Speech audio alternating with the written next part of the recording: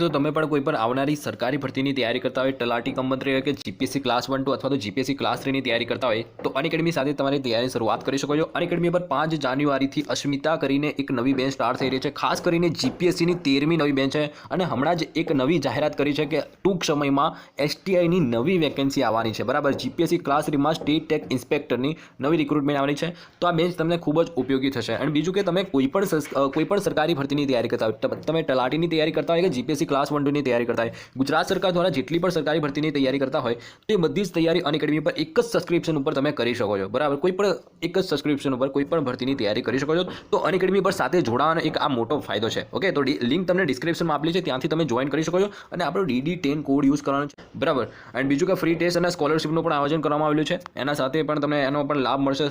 જે regular basis ઉપર જે ટેસ્ટનું આયોજન થતું હોય છે।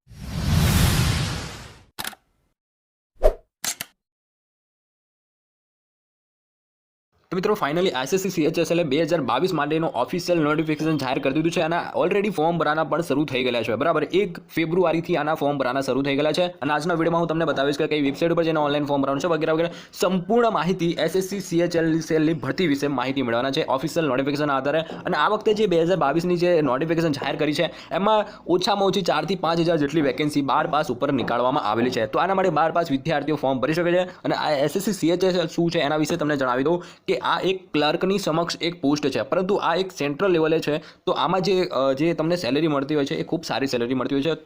31,000ની જોઈએ 31,000 થી 35,000ની આસપાસ તમને આમાં સેલેરી મળતી હોય છે। તો આજના વિડીયોમાં એસએસસી CHSL શું છે, એલિજિબિલિટી ક્રાઇટેરિયા શું છે, એક્ઝામ પેટર્ન શું છે, એનો સિલેબસ શું છે, ઇમ્પોર્ટન્ટ ડેટ્સ વિશે પણ માહિતી મેળવશું કે આની જે એક્ઝામ છે એ ક્યારે થઈ શકે છે, પોસ્ટ વિશે માહિતી મેળવશું, કેટલી પોસ્ટ આવેલી છે, સેલેરી શું છે, એલાઉન્સીસ કયા કયા મળતા હોય છે, જે સરકાર તરફથી જે તમને સુવિધાઓ મળતી હોય છે, કઈ સુવિધાઓ મળતી હોય છે, A to Z જાણકારી આજના વિડીયોમાં હું તમને એસએસસી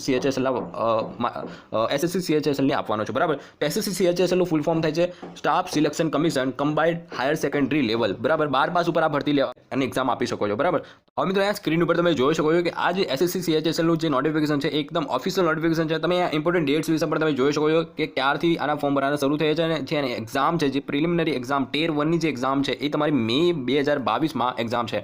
એના ફોર્મ ભરવાનું 1 ફેબ્રુઆરી 2022થી સ્ટાર્ટ થઈ ગયું છે, જેની લાસ્ટ ડેટ આપેલી છે 7 માર્ચ 2022। આના માટે મેલ અને ફિમેલ કેન્ડિડેટ્સ એપ્લાય કરી શકે છે। જો તમારા 18 વર્ષ પૂરા થઈ ગયા હોય તો તમે આનું ફોર્મ ભરી શકો છો, રનિંગ હોય તો ફોર્મ નહીં ભરી શકાય। બરાબર, તો માર્ચ પહેલાં તમારા 18 વર્ષ પૂરા થઈ જતા હોય તો તમે આનું ફોર્મ ભરી શકશો। ઓકે, એન્ડ જે તમારી એક્ઝામ છે મે મહિનામાં એક્ઝામ પણ આવી જશે, તો એની એક્ઝામની ડેટ પણ આપી દીધી છે કે મે મહિનામાં તમારી એક્ઝામ આવી જશે।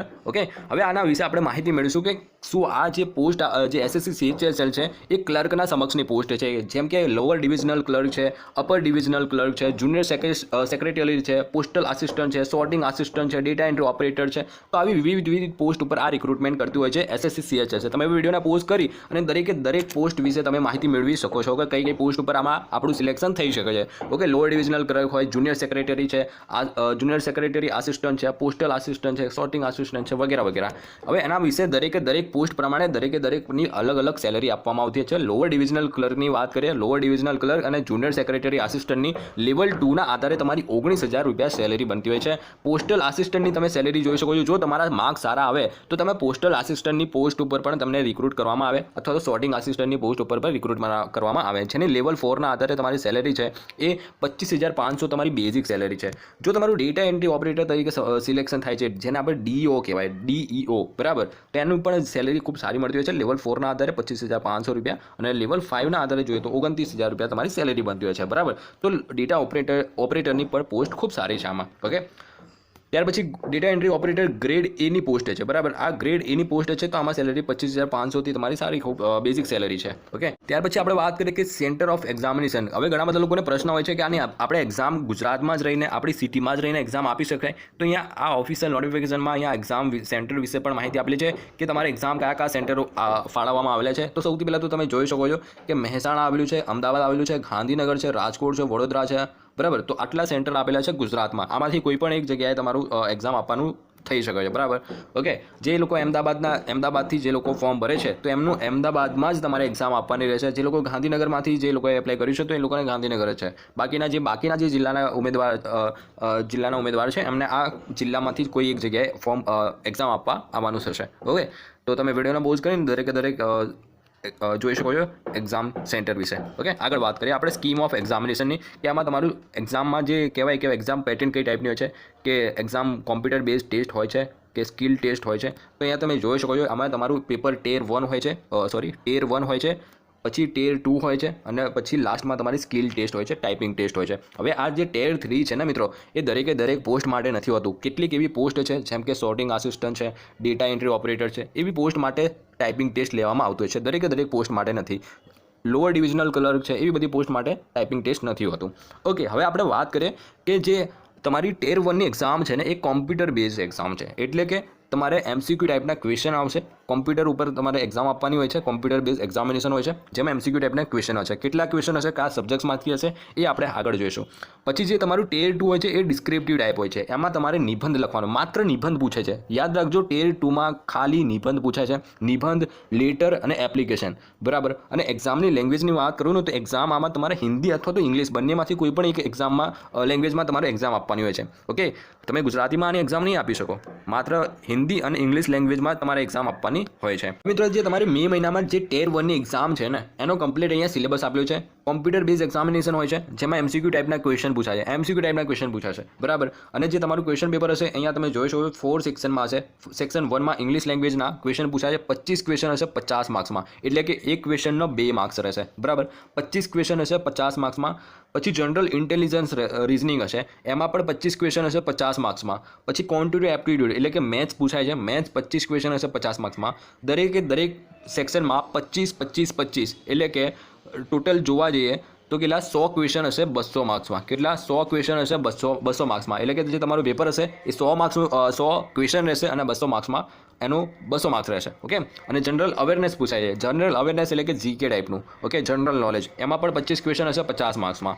ત્યાર પછી અહીંયા તમે જોઈ શકો છો કે જે ટેર 1ની એક્ઝામ હોય છે, એ ઓબ્જેક્ટિવ ટાઈપ એટલે કે MCQ ટાઈપના ક્વેશ્ચન હોય છે, બરાબર. અને એમાં જે ક્વેશ્ચન પેપર હશે એ હિન્દી અને ઇંગ્લિશ લેંગ્વેજમાં રહેશે. પાર્ટ 2 અને પાર્ટ 3 અને પાર્ટ 4 એ દરેક અમુક પોસ્ટ માટે જ હોય છે. ઓકે, દરેક પોસ્ટ માટે નથી હોતું. અને આમાં નેગેટિવ માર્કિંગ પર કાઉન્ટ થાય છે. 0.50 માર્ક્સ, બરાબર. 0. જેટલા પણ ખોટા જવાબ પડે છે એના 0.50 માર્ક્સ કાપી લેવામાં આવે છે. એટલે કે ડાયરેક્ટ અડધો માર્ક્સ કાપી લેવામાં આવે છે.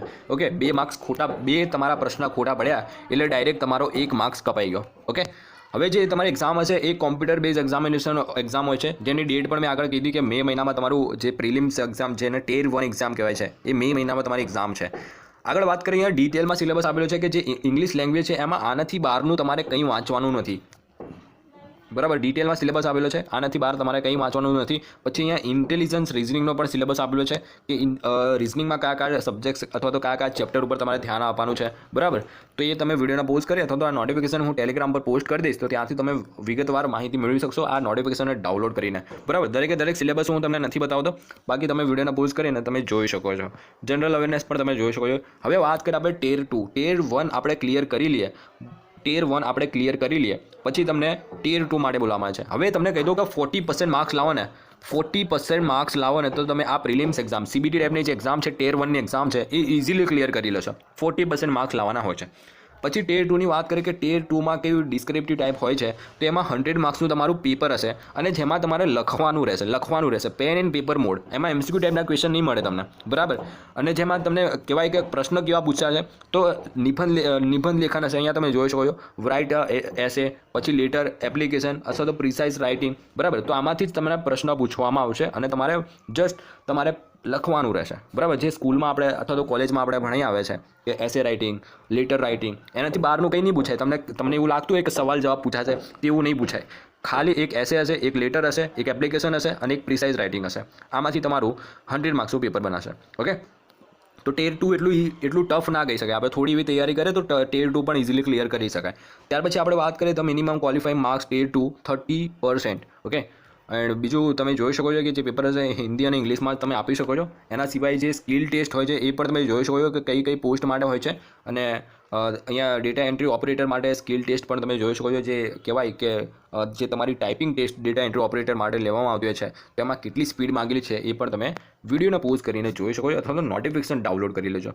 ઓકે, અને LDC અને જે જુનિયર સેક્રેટરી આસિસ્ટન્ટ છે એમાં પણ ટાઈપિંગ ટેસ્ટ લેવામાં આવતી હોય છે, બરાબર. તો ટાઈપિંગ ટેસ્ટ તો બધામાં છે જ. ઓકે, આગળ વાત કરીએ કે આના માટે કેવી રીતે એપ્લાય કરવાનું છે એ પણ હું વાત કરી દીધી. જે જરૂરી ડોક્યુમેન્ટની વાત કરું કે કયા કયા ડોક્યુમેન્ટ તમારી પાસે હોવા જોઈએ, તો આ બધા ડોક્યુમેન્ટ્સ તમારી પાસે હોવા જોઈએ. ફોર્મ ભરતી વખતે ખૂબ જ ઉપયોગી થશે, કામ લાગશે અને જરૂર પડશે.